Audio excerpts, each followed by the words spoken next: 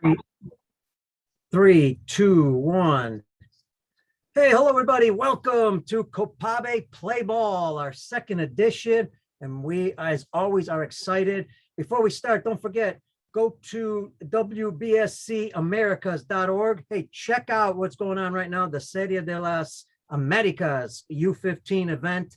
All the great countries from COPABE are participating. And if you don't catch it right away, it'll be also on the website. You can catch it later. So again, thanks for joining us. I'm your host, Pete Caliendo. What a special honor. Again, I want to thank all the COPABE officials for trusting me and being your host of COPABE Play Ball, the English version. And today, let me tell you something. I got one of my best friends on the show, and he's not on the show because he's my best friend. He's one of my best friends, I should say. And I have a small circle. As Eddie knows, he has a small circle also, the people he trusts. But let me tell you, I have him on because it's one of the best baseball stories, best life stories that I have ever heard in a game of baseball. And I'm going to go out on a limb. I know he's on the show. I'm going to introduce him in a second, but I'm going to go on a limb. After I tell you what he's done in baseball, there's no doubt he should be managing in the big leagues. Look, guys and gals, there's a lot of great managers in the big leagues. I've seen some guys hired that don't have nearly the experience that Eddie has. And let me tell you what this experience is. First of all, I'm just going to give you the highlights, and he's going to tell you the story behind the highlights. Biggest highlight, great person, loves the game, loves players. He's a player's manager, but he's also can be tough and straightforward. And he's a street guy. What I mean by street guy, he's streetwise. And finally, get this. You tell me how many coaches have done this, how many managers. 5 championships in 3 years. 3 with Obregon in the Mexican League. He won in the Mexican Professional League, 3 championships, and 2 in the Caribbean World Series. So you tell me, a fluke? I doubt it. It's because how good he is at what he does. So let me welcome, and he's a former professional player, but he'll tell you a little bit about his story here in a minute. Let me welcome my good friend, Eddie Diaz. What's up, buddy? Hey, P, it's pretty hard to do an echo what you introduce somebody. But thank you again. Thank you again. It's my pleasure to be in your shows. And you do an amazing job actually communicating with the whole world of a beautiful sport. Thanks again. Thank you, my friend. And let me tell you, it's really easy to get pumped up talking to you just because of, one, everything you've done for me, but also your story in the game of baseball.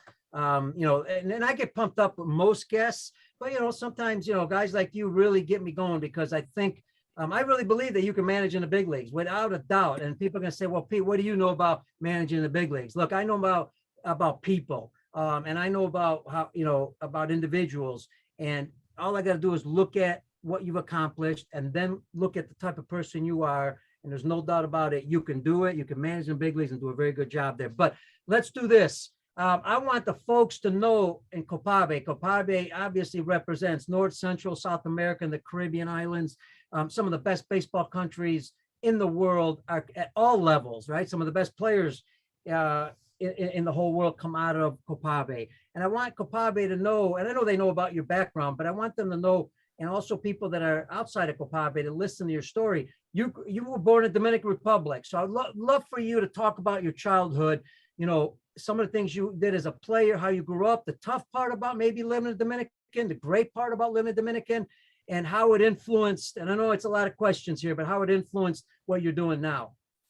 Well, first of all, I did born in the Dominican Republic in a small town called San Francisco de Macorís, and I have a great childhood. I got great parents. My mom and dad, rest in peace. It was great. But for you to know, I never told you this before, my first love in sport was not baseball. It was actually basketball and karate.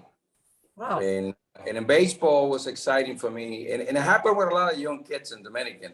Every time the winter ball's coming, that's when people get excited back then.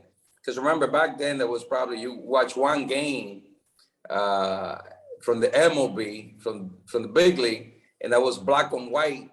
And I used to ask my father, because he watched a game at night, I say, is the daylight over there or what? Because that was a repetition of the game. There was a video. So, but anyway, I did born in a beautiful country, and the passion for sport, especially baseball, was great, and it still is. And I remember my first coach that he told me when I was playing baseball, I was actually 10 years old. He says, you look like a player. One day you're going to be a baseball player. And that stuck in my mind.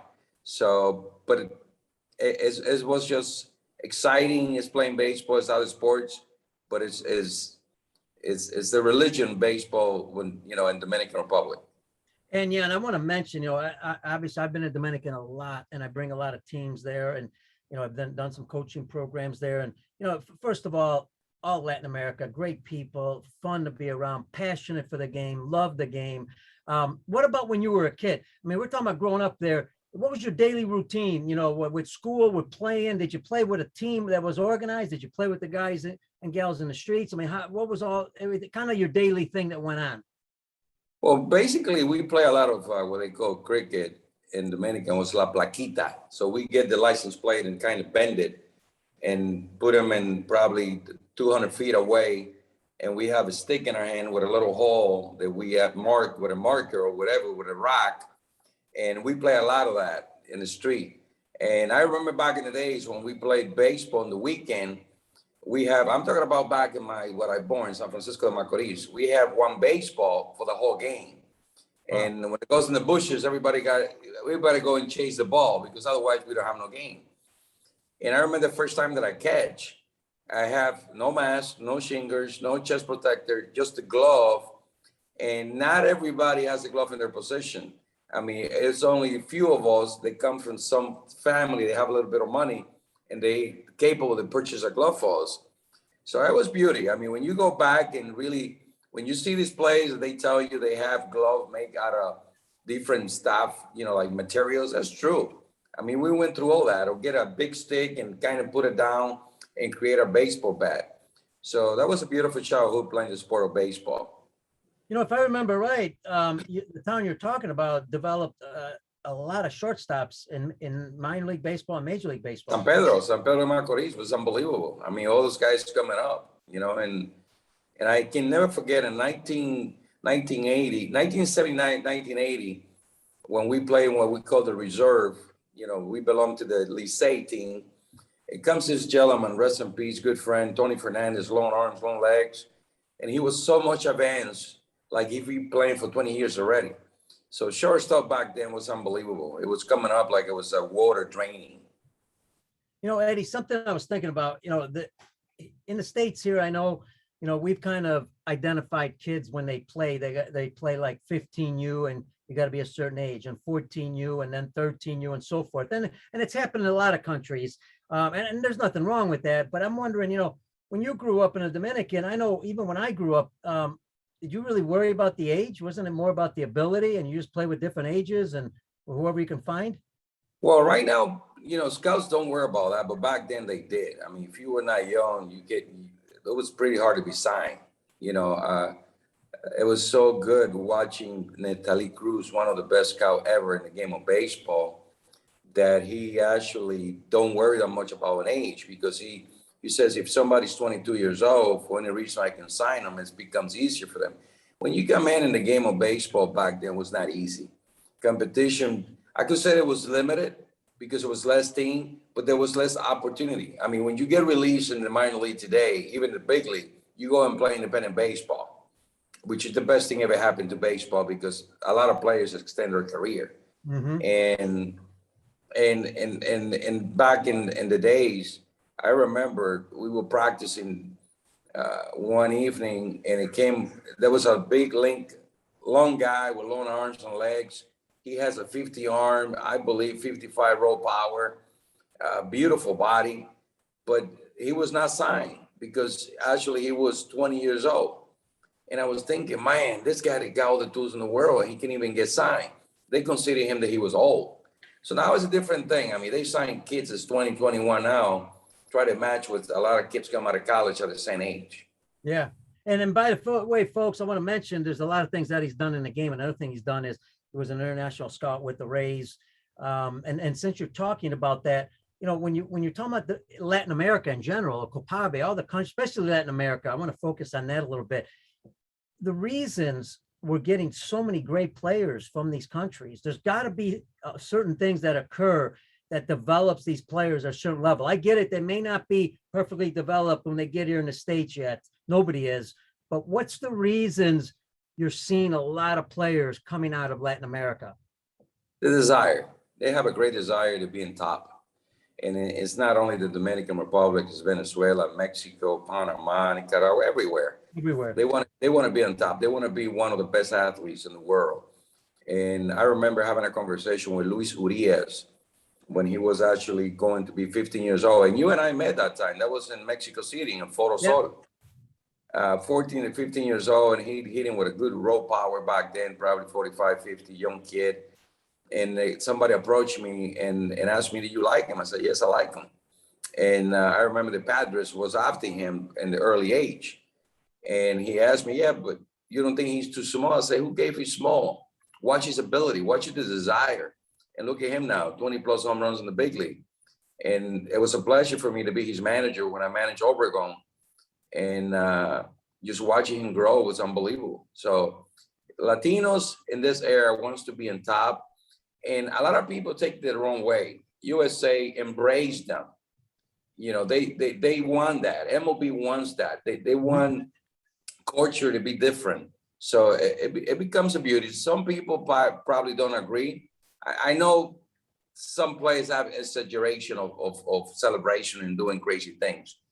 But, you know, the game of baseball, athlete-wise, it becomes enormous. Eddie, you mentioned desire. You know, sometimes we can misinterpret that a little bit. I think most people understand in certain areas of Latin America, you know, players look and want to play Major League Baseball. You know, they also want to get out of the country in some ways to have a better living if they can get to Major League Baseball. But it's not just that, is it? There's also the passion for the game. It seems like they love the game. They play it with a flair. They play it with, no matter if they're playing in the streets or if they're playing pro baseball, they play it the same way with a lot of passion. They have a price to pay. I mean, you're right. I mean, some of those kids, when you go to their houses and they don't have any education, you know, they got poverty, they want to get better. And in one of my seminars, which you and I have been together and a few of them, I always told them, I mean, if you think from your neck all the way down, you're going to cost $10 an hour. If you think from your neck all the way up, the limit is the sky. So if you pay the price, you're going to get what you want in life. Maybe you don't get it today, but you probably will get it tomorrow. And, you know, God delayed things, but he don't deny anything. Love it. Love it. And folks, I'm going to mention this also. If you, whether you're a COPABE country or whether you're outside somewhere in the world, you're looking for someone to come out and motivate and talk about motivation and talk about, you know, building a team, the culture and all that. Let me tell you, you're not going to find anybody better than Eddie Diaz. So get a hold of him. We'll have all this information in the show notes. Eddie, the other thing is we're talking about, you mentioned the word athleticism. You know, there seems to be a lot of players, young kids coming out of those countries, out of COPABE, that are also very athletic. How's that developed? Is that on their own, or do they play different sports? What'd you do and what do you see now? It's a better system. A lot of coaches, they take it more serious. You know, before it was mom and pop situation, which I respect a lot, but the knowledge was not there. Today is more knowledge. Players are more active, going to the gym, practicing. You know, back in my days, I mean, you go practice a couple of hours, you go back, you swing, you throw, and that was it. Today is different. It's a lot of different avenues how to get better with your body. But one thing that I can tell you is athletes, not just in Latin America, but worldwide, it's getting so strong. It's unbelievable. And getting to know athleticism is part of coaches and managers. I remember when I got a phone call from Mazatlan for manager this winter. And he told me, he says, you're going to have a ball club with a very limited power, but it's a lot of athletes. I said, okay, no problem. I make sure that my training camp is based on that until you give me a couple of guys with some raw power in the lineup. And we dedicated time just to know how to steal, how to run, how to bunt, how to take pitches, and how to create the atmosphere of winning a ball game in the first inning, in the middle of the game, or in the last inning of the game. Great stuff. Love it, man. You know, the other part of all this, we talk about desire, athleticism. You know, the other aspect of it is the fundamental part. And that's what it sounds like you're talking about. I mean, you're going back and you're still sticking with the fundamentals of the game, depending what your team needs. And you're building on that. How strong is that in when you were growing up in the Dominican, the fundamentals? It was bad. I mean, everybody wants to be raw. I mean, I want to hit the ball 100 miles an hour. I want to hit the ball 100 miles away. I want to run crazy.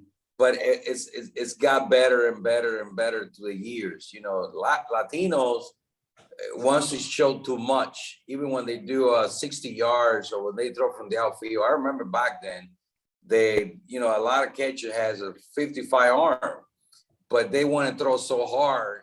There was no fluid, no mechanic. There was no quick feet. Now it's different. And it's been pretty good scouts that I've been next to it. And to name somebody like Rene Gallo, Steve Miller, and on and on and on. And when you watch those guys, how they describe, the ability of a ball player now and how it's going to be in the future, that's what it is now. But back then, remember, scouts used to go to Latin America and do three things: run 60 yards, throw from the position, and EVP. Not today. Today the guy have to watch those guys 20, 30, 40, 50, 60, 70 at bats. They got to watch them in BP. Pitchers, they got to watch a lot of them.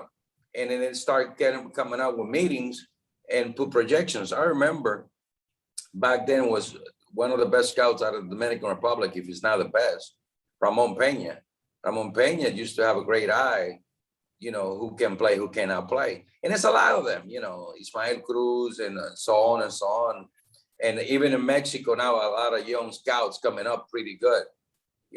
Mike Brito has done a great job, but out of Mexico as well, and Venezuela and Panama, they have to actually find out this kid can play, not just to 60 yards, throw from the outfield, and swing BP 10 at bats. Folks, we're going to get Eddie's story because that's a highlight. Let me tell you. So we're saving that for the end because we want you to stick with us. And, Eddie, something interesting. Back then, when you grew up and you came over at 17 years old when you signed, and I'm going to let people, you're going to tell that story when you came over. But back then, things were a little different. They signed players. They just came over, and it was kind of like, well, good luck. Here you go. Learn the language, learn how to get your meals, do this, do that. Now it's changed. It's a lot more organized. They prepare these young people how to come to the U.S. and how to do certain things. Talk about your experience coming here and now what it is like as a scout and as a professional team, what they're doing different. Well, it's totally different. When you get signed, you got to find a way how to practice. It's not like now that every team has a place to go, or even if I will belong to what they call buscones, which I don't think is the appropriate way to, to pronounce our duties of these people. I believe they're coaches. So they go to the coaches and practice and they get ready before they go. Back then, you got signed and you got to find a way how to practice with 2 or 3 baseballs and great spin training. I remember when I was signed by the Yankees from a great scout, rest in peace, Wilfredo Calvino. And I remember when we sit down in right field, everybody from the Yankees, and this gentleman just says to all of us, we are the New York Yankees and we are the #1 organization in baseball. You got to walk like one, and nobody walks over here. And I'm thinking, you got to walk like one, but nobody walks over here. What is this? Oh, that means is whatever they call you, whatever you go, you got to jog or run. Yeah. And my first weekend to the spin training, I really want to go home. It was crazy. And that was in Dania, Hollywood. And I remember from the hotel, we had to walk like probably about a mile, go through the railroad track and walk to the field and be ready. I remember the first guy who has release. He was crying. And I'm thinking, why he's crying? And a friend of mine says, Eddie, he got released. He's fired. And that stuck in my head like, wow, this is crazy. Wow. And the beautiful part of baseball is that my first manager in professional baseball never played professional baseball. And he ended up managing in the big league. He was hard back then, but pretty good person. Baseball man, Carlos Tosca. Oh, yeah. So, yeah, and the pitching coach was Hoy Wilhelm, Hall of Famer. So when you go back, you don't remember the hard days. You remember the good memories. Yeah, that's awesome. And nowadays, a little different now because it is intimidating for a 17-year-old to come here. It doesn't speak the language possibly. And again, it's easier, B. It's easier now. They have teachers. Let me tell you, when you get that little break in spin training or the extended spin training, and you got to go have lunch, you know what was the lunch? It was a cup of soup, crackers, one apple or one banana, and your orange juice was the Gatorade. Wow. Right now, it's a different ball game. You have a nice lunch. You got pasta, you got sandwiches, you got salad, you got whatever you want. If you have a problem, you got a translator. It was different back then. Now it's much easier. It's more talent. It's more talents. The competition is even larger, but things go with the era. Back then, you got a uniform with spikes. That's how you start your practice. That's how you finish. You don't get tennis shoes or turf shoes or shorts. It was a different ball game. Wow, times I'm changing, and for the best. Eddie, let's get into the story now, because I think this is awesome. Your background, you come to the U.S. as a player, go from there. Tell us a little bit about what that was like and what happened, how it influenced what you were going to do in the future. Well, it was tough. You know, first year I went to the Yankees, like I mentioned before. Then I got released. I used to have a bad temper, and there was no connection with the manager. And I was not a prospect. If I would have probably been a prospect, I would have not been released. But I signed with the Braves by a great man, rest in peace as well, Pedro Gonzalez. And I got released again. And I came crying. Everything was after the season, though. I was crying, and my mom says, you probably have to think about if you're going to keep playing or you're going to change your temper. So I spoke with Carmen Castillo and Luis Isaac and Cookie Acevedo and Junior Novoa, and they talked to the Indians. And my mom paid for the trip. I went to Tucson, Arizona back then. And I did make the organization one of the teams. I made the rookie ball club. I did pretty well. Even they liked me so much, they consider me a prospect. They invited me to a couple major league games and spin training. So to cut the story short, 1985, I broke my finger from my catching hand, and I was released in the end. I played winter ball, but the most beautiful thing that happened that year, 1985, is I married my wife, which we've been married for 37 years. Wow, congratulations. And if I met that woman again, I marry her again. She's done a great job with our kids, our grandkids, and our family. So I played winter ball. Then after that, I was out of the game for 14 years. Wow. I saw real estate, I saw insurance. I paid my high price. I remember my wife and I went to New York with $250 in our pocket and a credit card. And we started living, not in an apartment, in a room. We have to share the same bathroom with other 5 people in that building. But everything would start getting better. It was a desire. I wasn't fighting from poor to be more poor. I was ready to pay the price. I was getting better. And I was promoted in a big real estate company. And then in Chicago, that's how I met you. Yep. So after a while, I met a good friend, which I consider my brother, Chris Fanta. And we decided to open a sport agency. And that's how I ended in Mexico. So in Mexico, I met a beautiful man that everything is because of him. Rest in peace, Chara Mansour. And I remember the last month of the season, Chris Fant and we brought some scouts to see some of the players. And then he asked me what time I was leaving the next day. I said, I'm leaving at 6 a.m. because my flight from Veracruz to Houston, Chicago is at 9 o'clock in the morning. And he just told me, he says, I got the manager to finish the season. This is in Córdoba, Veracruz. And I said, oh, that's good. So you don't have to struggle anymore. And your manager, don't panic so much. And I asked him, who is that new manager? He goes, it's you. I said in my life, not even literally, and I was out of the game for 14 years. And he says, I don't care. You remind me of Winston Janus. He actually made the transition of Winston from player to manager. So I said, all right, let's do it. So I met with his son, Pepe Mansour, and he started writing numbers about paying me. I said, listen, man, I never managed in my life. Let's do this thing. For every game that I win, give me $200. If I don't win, don't pay me. And that's how it started. And I did manage and become an advisor with the teams, taking players from Mexico, place them in Korea, but I never took managing serious. It happened in 2007 when Rene Gallo approached me. And he says, Eddie, you're very good for players. You have the little touch for the pitching stuff. Why you don't manage?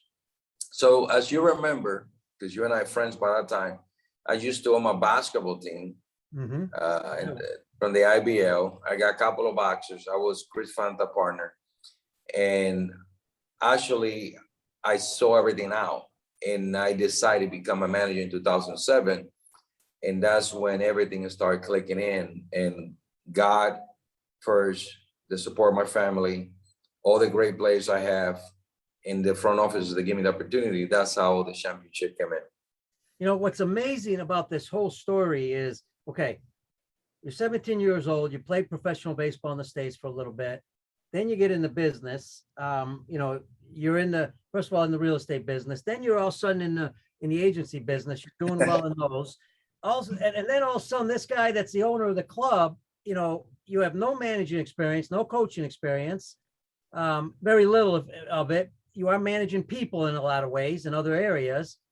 Yes. And he trusts you that much. We're talking about the Mexican Professional League. We're not talking about a little league program in town.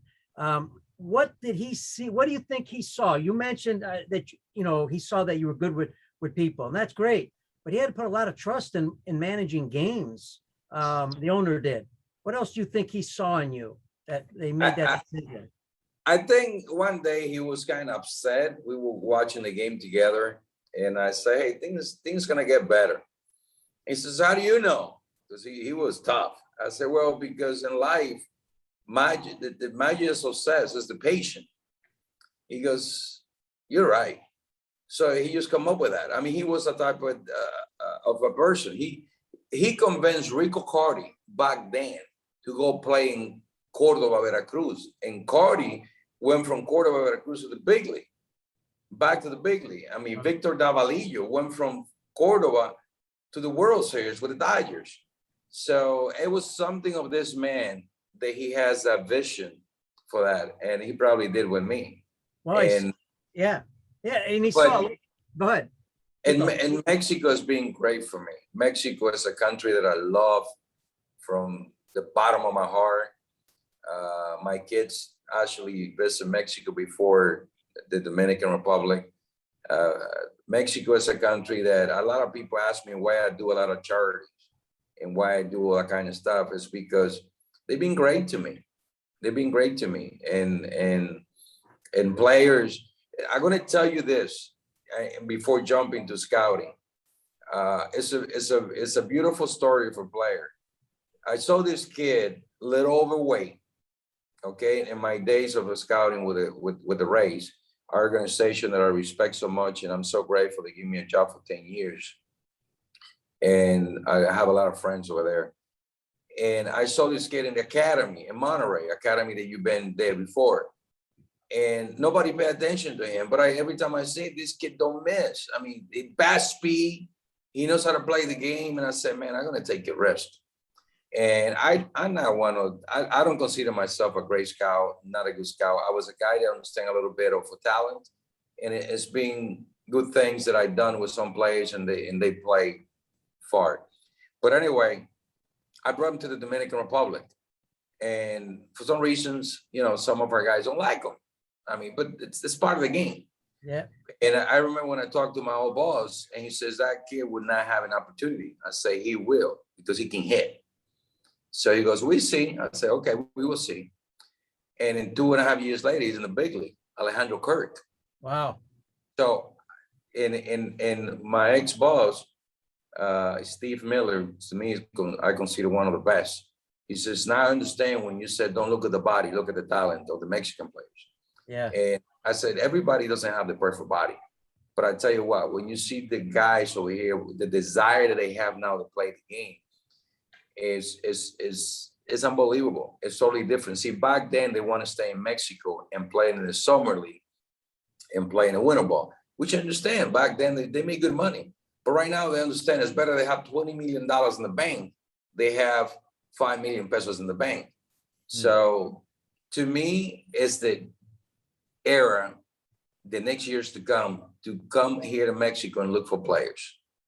Great points. I love that. And by the way, I got to mention this because, you know, I want to go back for a second. The owner, you know, you're talking about desire. The owner saw something in you and he made that choice. Okay. There's the flip side of this now because you know, there's a lot of coaches out there that want to coach at higher levels and do different things. What was it like when he told you, I want you to be my manager? You had in the back of your mind, you had to be thinking, man, I got no experience. I mean, do I really want to do this? Do I want to take a risk? You know, there's that fear of making that jump. Why did Eddie Diaz not have that fear? Why did Eddie Diaz not say, well, you know, I'm not meant for this. I'm meant for something else.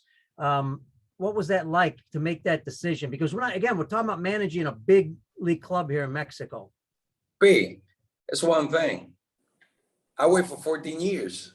I was out of the game for 14 years. I was just making a phone call and say hi to some of my ex-friends in the minor league, now playing the big league.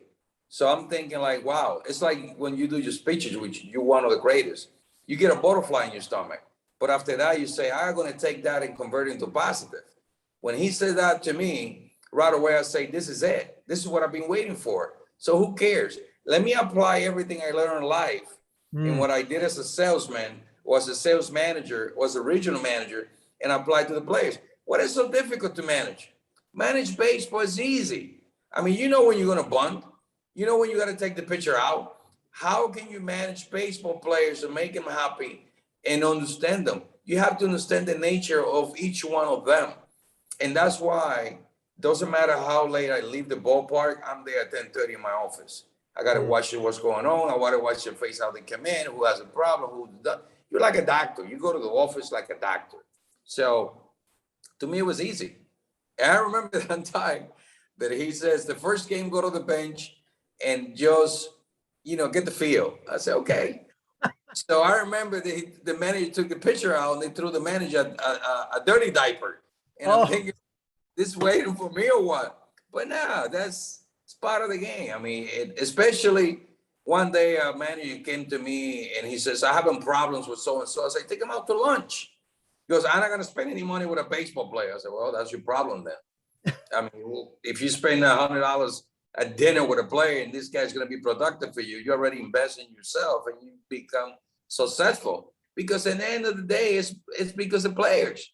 I don't care what anybody say. Oh, this manager had the magic touch to make sure that no. If you get them ready to play and they believe in what you say, trust me, they're going to play for you. But the one who hit the home run, to steal the bases and do the things, it's the players, not you. Yep. And what about the media? Is that another part of area of managing? You got to learn how to deal with the media, how to communicate with them. You got to be patient. I remember one manager, he came to me, he said, you have a big problem with this reporter. I said, what's going on?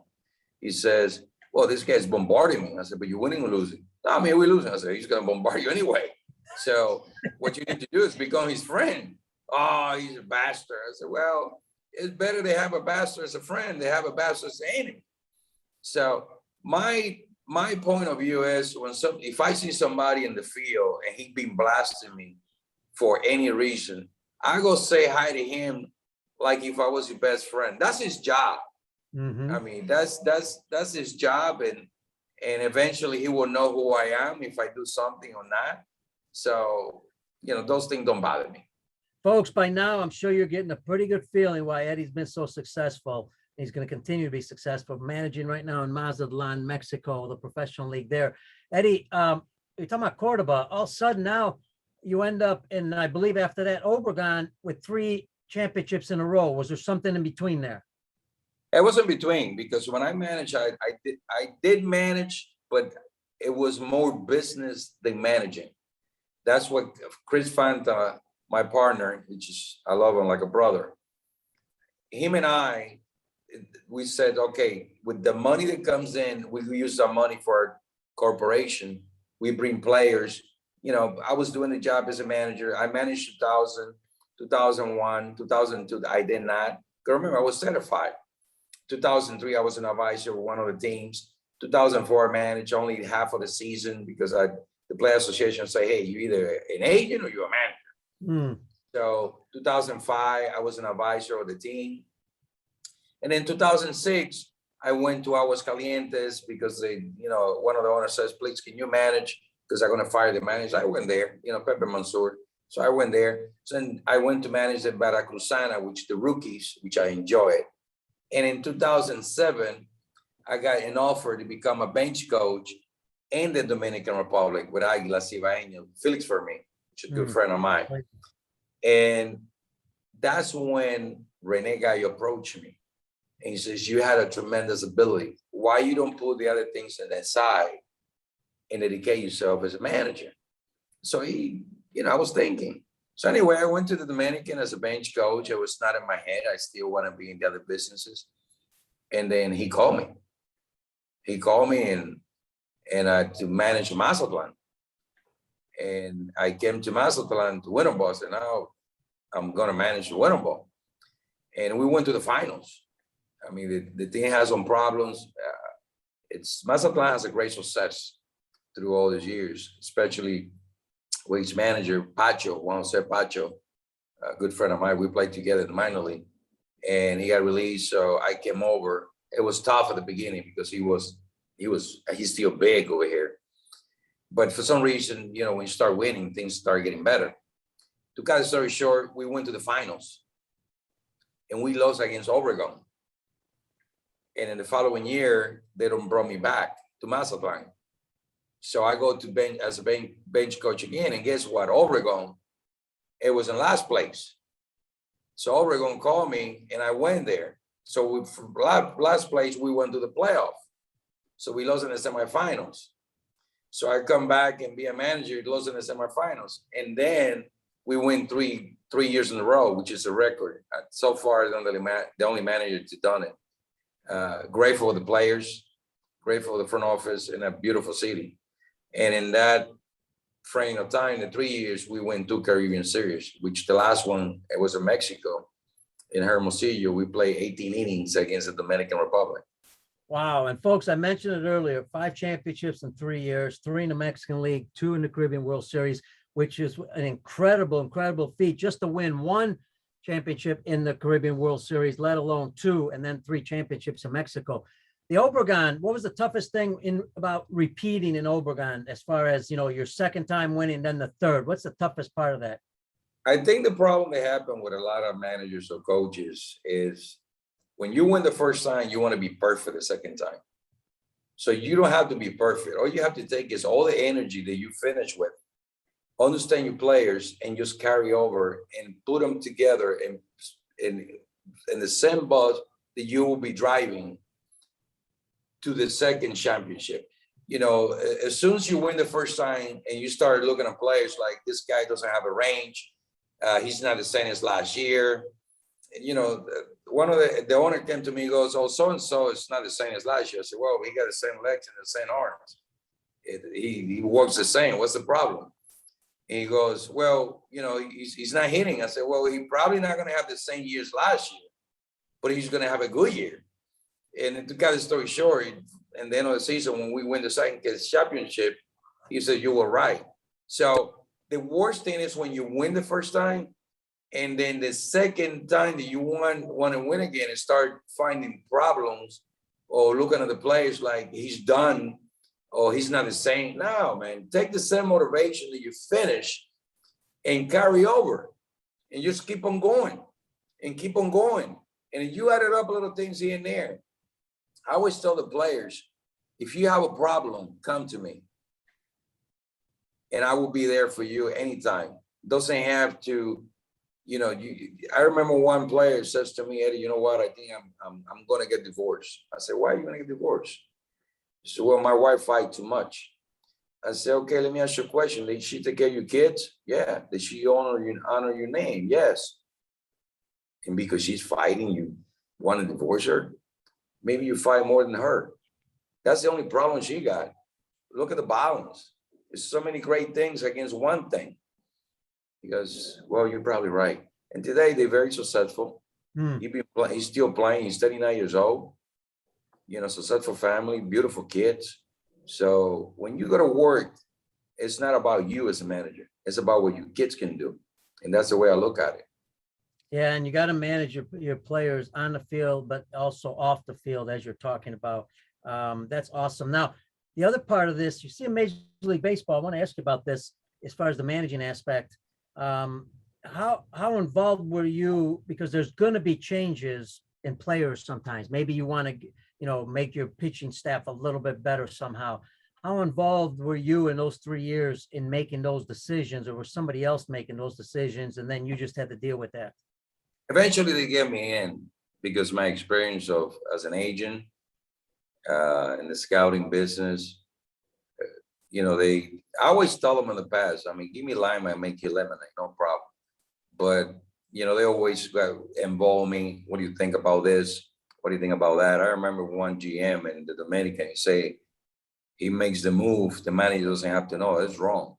Yeah. That's when he managed in the big league, they make move and they never told him. I said, well, if they don't let you know, it's because they don't trust you or something. I think it's a team, and it's like a blender. It have to be a democracy.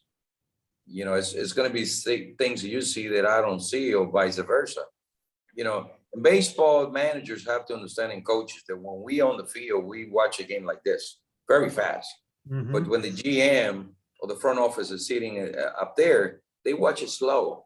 So you have to put your prize and manager on one side and understand what they want to tell you.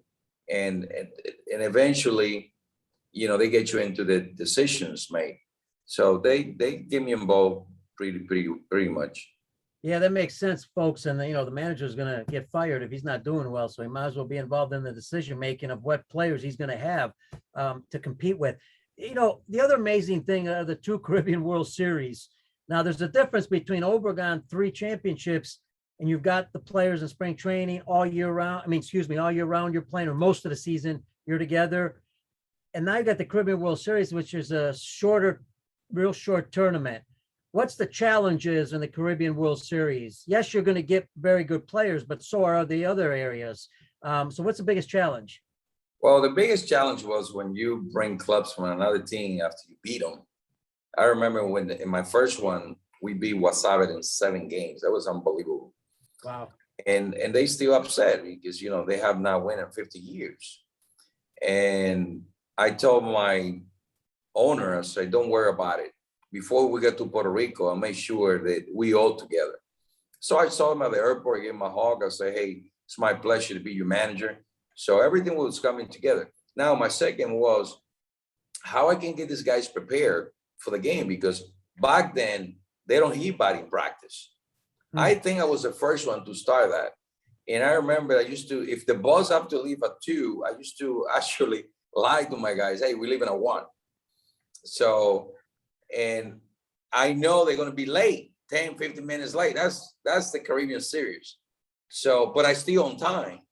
So that was in Maya West. So in Maya West, some of the guys that take care of the field, I give them a tip or $20. Say, hey, can you shock for me?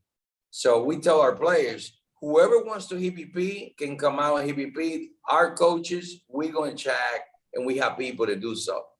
And everybody HPP. And we was ready, and we take ground balls. So we was prepared for those games.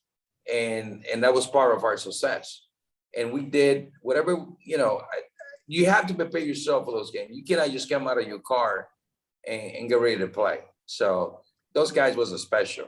I mean, they play good, but also they behave good. I love that. Going the extra mile, do something different, something special for your players. What about the part as far as how you set up your pitching staff? That's got to be different.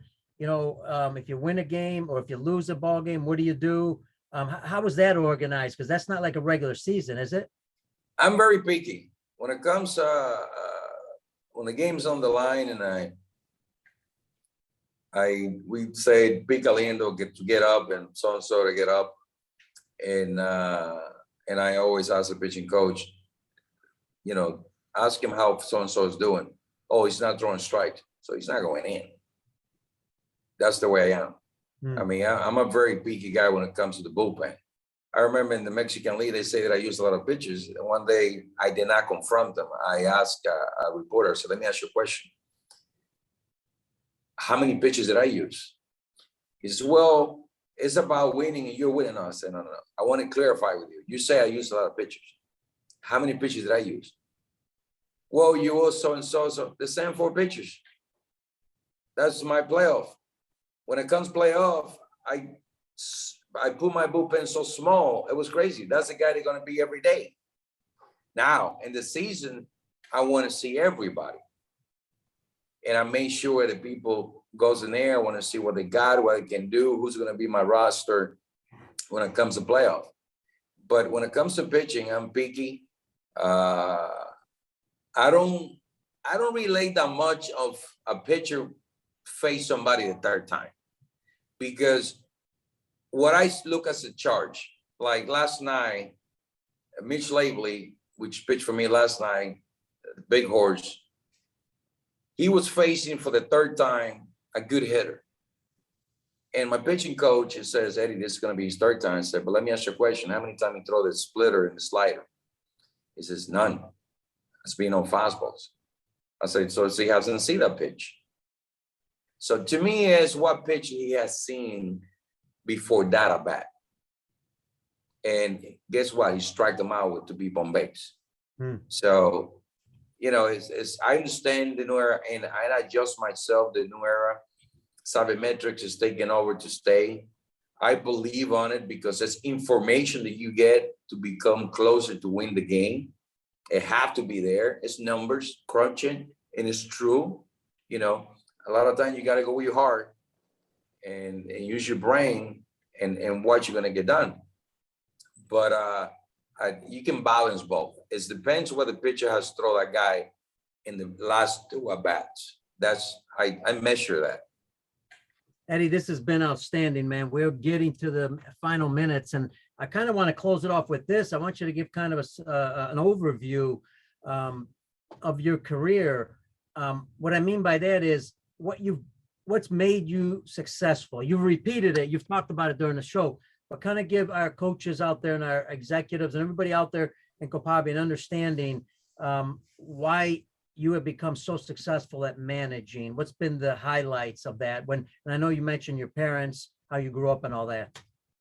Well, actually, when you understand the obstacles that you have and you take action, that's the main thing. A lot of people want a lot of stuff in life, Pete. And when I see you travel here and travel there, and a lot of people ask me, do you know Pete Caliendo? I say, yes, I know Pete Caliendo. I say, wow, he's very successful in what he does. He's great. I said, but you pay a high price. So when you pay a high price and you understand the obstacles you have in life after you write your goals, it's one thing, take action. And as soon as you take actions as a pilot and you have behind you your family, there's no way. I mean, I don't believe in people failing. I mean, the day that you stop taking action and going after your dreams, that's the day you fail.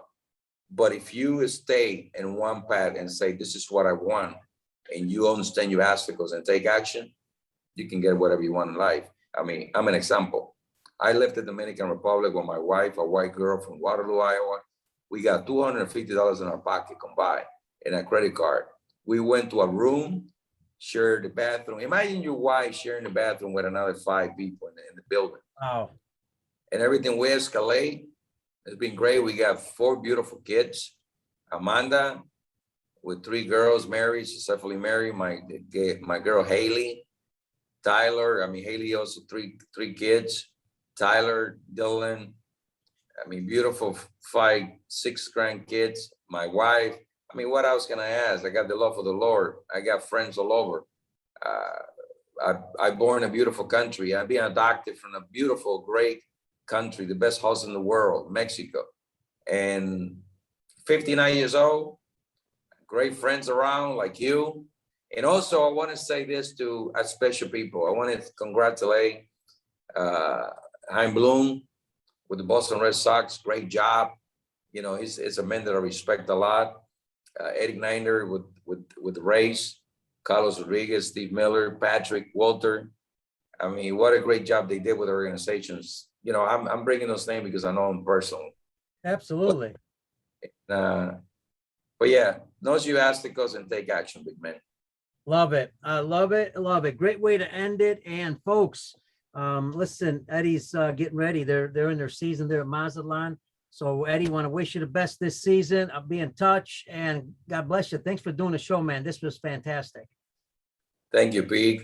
Continue doing this because you are a tremendous voice for the game of baseball all the way around, all over the world. And it's been a great time spending time with you overseas. Please say hello to your wife and your dog as well. Yes, thank you. All right, that's Eddie Diaz. Hey, folks, I'm Pete Caliendo. I'm the host of COPABE Play Ball. I want to thank Eddie for joining us. I want to thank everybody for listening. And by the way, we got to get Eddie, folks, on the COPABE Play Ball, the Spanish version. So we're going to have our people contact them, have this great talk on the Spanish side. So, folks, join us for the next episode. Thanks for listening, and we will see you soon. Adios, everybody.